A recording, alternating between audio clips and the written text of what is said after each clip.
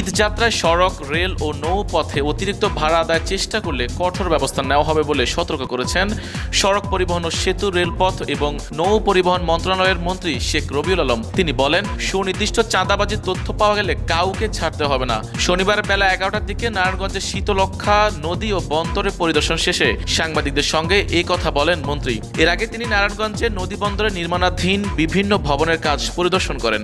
মন্ত্রী বলেন, এবারের ঈদ যাত্রা গতবারের তুলনায় স্বস্তিদায়ক ও নিরাপদ করতে প্রয়োজনীয় প্রস্তুতি নেওয়া হয়েছে। সম্ভাব্য ঝুঁকিপূর্ণ স্থানগুলো চিহ্নিত করে ব্যবস্থা নেওয়া হয়েছে। ঈদের সময় সংশ্লিষ্ট সব সংস্থা তৎপর থাকবে। ঢাকা সিলেট ও ঢাকা চট্টগ্রাম মহাসড়কে যানজট এড়াতে আগাম পরিকল্পনা ও প্রস্তুতি নেওয়া হয়েছে। পাশাপাশি নৌপথের টোলের নামে অবৈধ টাকা আদায় বন্ধে নজরদারি জোরদার করা হয়েছে। এরপরও যাত্রীদের কাছ থেকে অতিরিক্ত ভাড়া আদায়ের প্রমাণ পাওয়া গেলে সংশ্লিষ্ট ব্যক্তিদের বিরুদ্ধে কঠোর ব্যবস্থা নেওয়া হবে।